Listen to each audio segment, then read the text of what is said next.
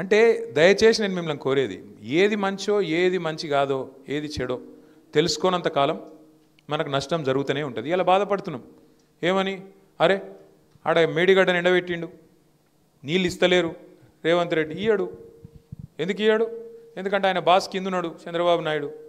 నువ్వు కడితే బరాబర్ మర్యాద ఉండదు రాబాయ్ అంటే కిందికి నీళ్ళు పోవన్నాయి, మరి ఇయ్యడు. ఆయన ఆడిచ్చినట్టు ఈయన పాపం ఈయనదేమని, ఈయన కోవట్టు చిన్న మనిషినా, వాళ్ళిద్దరు ఎట్లా ఆడిస్తే అట్లా ఆడేటోడు ఈయన చేతులు ఏముంటుంది. అట్లాగే ఇప్పుడు నిన్న మీరు చూసినారు పక్కకు కర్ణాటకలో ఆల్మట్టి డ్యామ్ హైట్ పెంచుతుండ్రు 5 ఫీట్లు. ఒక్క డ్యాము ఆల్రెడీ కట్టి ఉన్న డ్యాము 5 ఫీట్లు పెంచేందుకు వాళ్ళు ఎంత ఖర్చు పెడుతున్నారు ఎరికేనా? 70,000 కోట్లు ఒక భూసేకరణకే, 70,000 కోట్లు.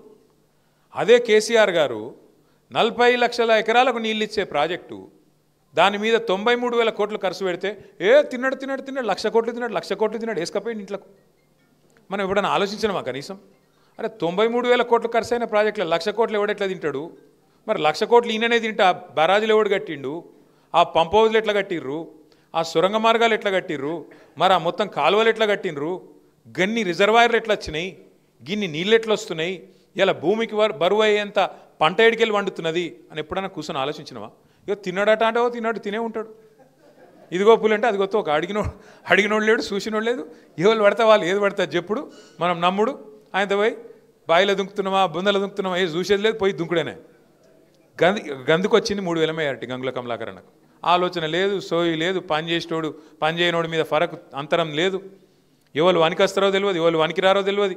ఆగమాగం పోయి దుంకాలి. ఎందుకు? ఆఖరికి జై అని దేవుని పేరు చెప్పగానే దుంకుడు పోయి పోనీ దేవుని పేరు చెప్పినప్పుడు కనీసం దేవుడు గుడి కట్టినాడే కరీంనగర్లో ఒక్కటి. అప్పుడెప్పుడో కార్పొరేటర్ ఉన్నప్పుడు కట్టినట్టున్నాడు ఒకటి, దాన్ని చెప్పుకొని మార్కెటింగ్ చేసుకుంటా ఉన్నాడు. ఇంకా ఇంత అన్యాయం ఉంటుందా అసలు ఎక్కడన్నా? నాకు అర్థం కాదు. ఎంత పని చేసిండు గంగుల కమలాకరణ. ఇవాళ కాంగ్రెస్ల పరిస్థితి ఏంది? మనం కట్టిన కేబుల్ బ్రిడ్జ్ మీద కనీసం ఆ రోడ్డు మెయింటైన్ చేసే తెలివి లేదు, దాని మీద లైట్లు పెట్టే తెలివి లేదు. స్మార్ట్ సిటీ అని కష్టపడి పొట్లాడి ఈయనవును వినోద్ కుమార్ గారు ఇద్దరు కేసీఆర్ గారిని రిక్వెస్ట్ చేసి కరీంనగర్కు స్మార్ట్ సిటీ తీసుకొస్తే ఇవాళ కనీసం కరీంనగర్లో పారిశుద్ధ్యం, ఆ లైట్లు కానీ ఆ పారిశుద్ధ్యం కానీ అది మెయింటైన్ చేసే ముఖం కూడా లేదు. మనం ఉన్నప్పుడు రోజు మంచినీళ్ళు ఇచ్చినాం కరీంనగర్లో. ఇవాళ వస్తున్నాయా? ఎన్ని రోజులకు ఒకసారి వస్తున్నాయి? ఇప్పుడు 2 రోజులకు 3 రోజులకు ఒకసారి. మరి కొంతమంది అంటారు కదా కేసీఆర్ ఇంట్లోకి వెళ్ళి ఇచ్చిండా? మరి ఇప్పుడున్న ఆయన ఇంట్లోకి వెళ్ళి ఇస్తుండే, ఇంటి వెనక పొలం అమ్మిస్తాడా? మరి ఎందుకు వస్తలేవు ఇప్పుడు నీళ్ళు? కేసీఆర్ ఉన్నప్పుడు నీళ్ళు ఎందుకు వస్తాయి? కేసీఆర్ ఉన్నప్పుడు కరెంట్ ఎందుకు మంచిగా ఉంటుంది? కేసీఆర్ ఉన్నప్పుడు అన్ని టైంకి ఎట్లా నడుపుతాయి? ఇవాళ వీళ్ళు రాగానే ఎందుకు ఆగమాగం అవుతున్నారు? ఎందుకు అంటే నడప చాతన అయితే లేదు వీళ్ళకు, పరిపాలన వస్తలేదు. ఎంతసేపు ఢిల్లీకి మూటలు పంపుట్ల బిజీగా ఉన్నారు. ఎందుకంటే సీటు కాపాడుకోవాలంటే ఢిల్లీకి పైసలు ఇవ్వాలి, కమిషన్ ఇవ్వకపోతే ఢిల్లీ ఊరుకుంటారా? ఊకోరు. అందుకే చెప్పినాం అన్న, మనకు తెలంగాణ ప్రజలకు లోబడి మీ ఆలోచనకు అనుగుణంగా మీకోసం పనిచేసే గల్లీ పార్టీ కావన్నా లేకపోతే అక్కడ ఉండే ఢిల్లీ పార్టీ కావన్నా అంటే మరి ఎందుకో కానీ హైదరాబాద్లో అయితే చక్కగానే ఓటేసారు, జిల్లాలలోనే ఆగమైరు. 10 ఏళ్ళు చూసినాం కదా. ఇప్పుడు ఒకసారి ఒక తాప వీళ్ళకిత్తే ఏంది ఏమవుతుంది అని ఏమైనా అవుతుందా అనుకున్నారు. ఏమైంది? అలా ఎక్కడికక్కడ ఆగం. ఒక్కటి కాదు 2 కాదు. తులం బంగారం అంటుండే ఇక్కడికి వెళ్ళి తమ్ముడు, తులం బంగారం కాదు, మీ మెడల మంగళసూత్రం ఎత్తుకపోతే వాడే మంచోడు, పుస్తలతాడు ఎత్తుకపోతే వాడే గొప్పోడు అంటున్నా. అంత దొంగలు వీళ్ళు కాంగ్రెస్ వాళ్ళు. కొత్తోళ్ళ వీళ్ళేమన్నా?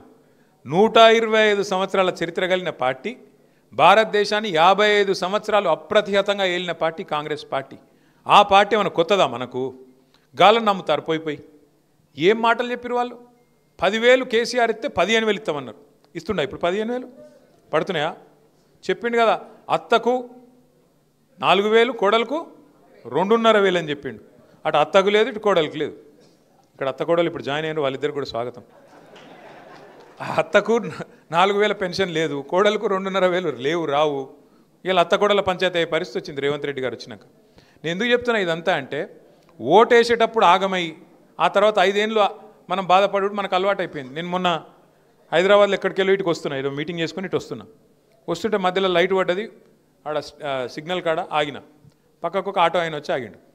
వచ్చినాక ఆదాబ్ సాబ్ అన్నాడు. ఆదాబ్ అంటే అన్నాక జర శీష అవుతారు అన్నాడు. అద్దం దించితే నేను అడిగిన ఏం పేరు, క్యా నామే అన్న. మహమూద్ అన్నాడు. క్యా హాల్ హై మహమూద్ భాయ్ అన్న. క్యా హాల్ సబ్ బర్బాద్ అయ్యి అన్నాడు. అరే క్యా హువా భాయ్? क्या हुआ बहन, क्या है सब बंद हो गया, कारोबार बंद, रियल एस्टेट तमाल, हमारा ऑटो ख़त्म हो गया, अब पेमेंट करने के लिए वो पैसे नहीं है, అది అని చెప్పవట్టిండు. చెప్తే అన్న మరి क्या करूँ महमूद भाई, मैं एक गलत ఓట్ का सज़ा 5 साल है ना, ఒక తప్పు ఓటు 5 ఏళ్ళు కదా శిక్ష అని నేనన్నా. అంటే ఆయన ఏమంటాడు తెలుసా నాతోని, कोई तरकीब नहीं है क्या साहब, ఏం ఉపాయం లేదా అంటుండు. ఏం ఉపాయం ఉంటుంది ఇప్పుడు?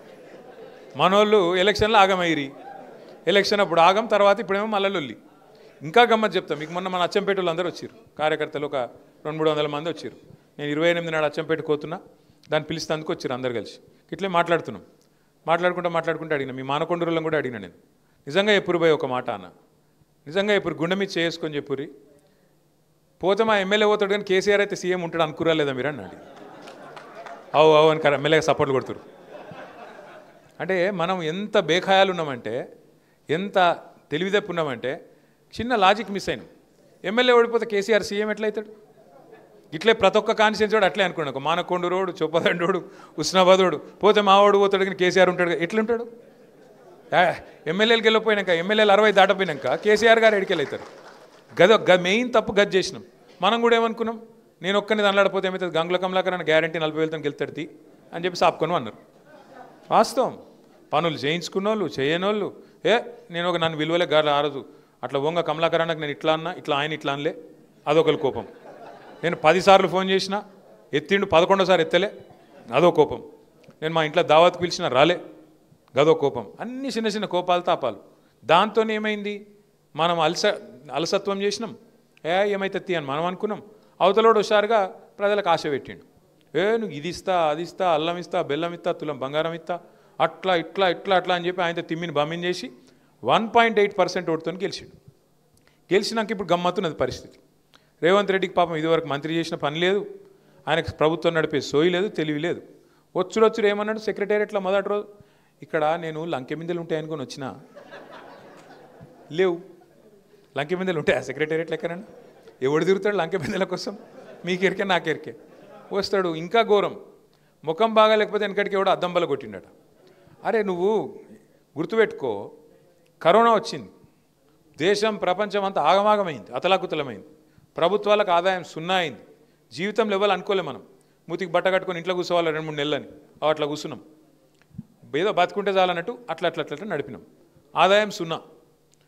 ఆ రోజు ఆదాయం 0 అయినా, రాష్ట్ర ప్రభుత్వం దగ్గర బుడ్డ పైసలు లేకపోయినా, రైతు బంధు ఆగిందా?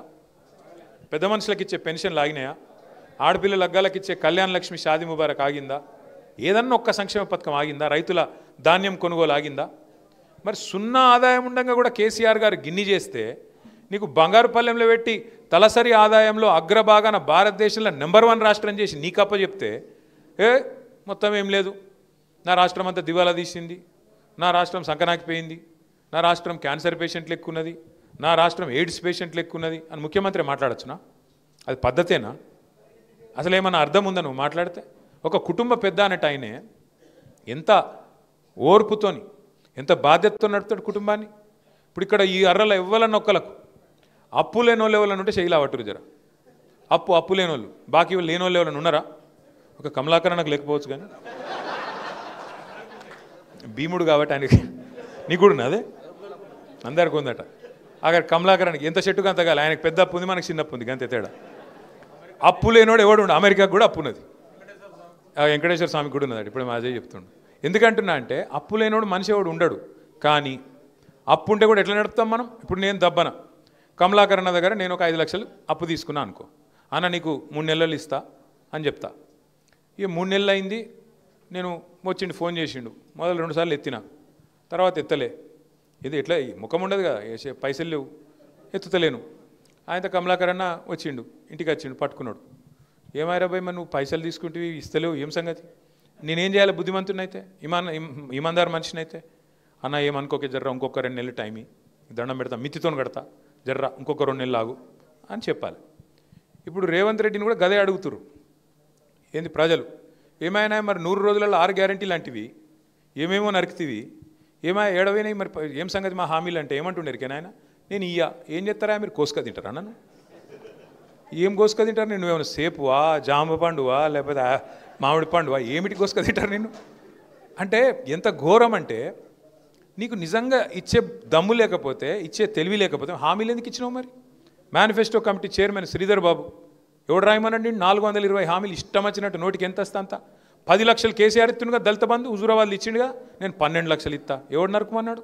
ఇచ్చిన ఒక్కనికన్నా మరి 12 పైసలు ఇచ్చినావు కనీసం. ఆఖరికి పోనీ హుజూరాబాద్లో 2వ విడత పైసలు ఇవ్వాలని కౌశిక్ రెడ్డి లొల్లి పెడుతుంటే ఆ పైసలు ఇచ్చే ముఖం కూడా లేదు వీళ్ళకు.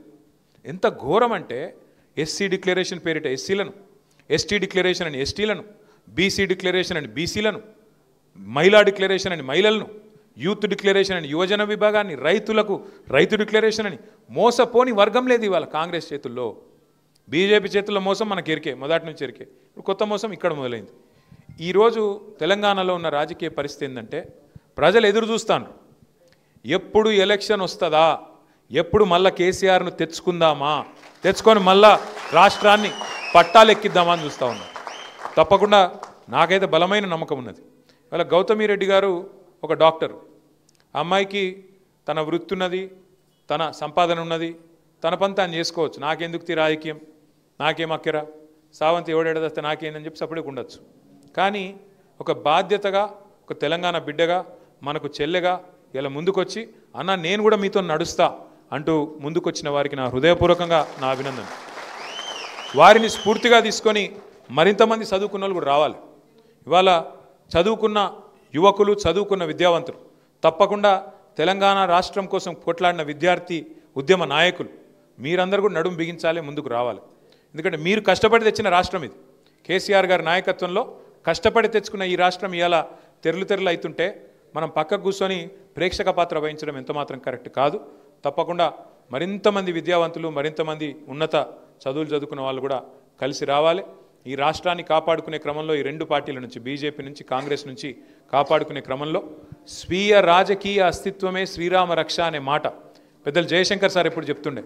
దాన్ని యాది పెట్టుకొని మన రాష్ట్రాన్ని మళ్ళీ గాడిని ఎక్కించే బాధ్యత మీరు తీసుకోవాలని కోరుతూ, ఈసారి కరీంనగర్లో తప్పకుండా చైతన్యవంతమైన తీర్పు మళ్ళొక్కసారి మీరు ఇవ్వాలని కూడా మనసారా కోరుకుంటూ పేరు పేరున మీ అందరికీ నమస్కారం. జై తెలంగాణ.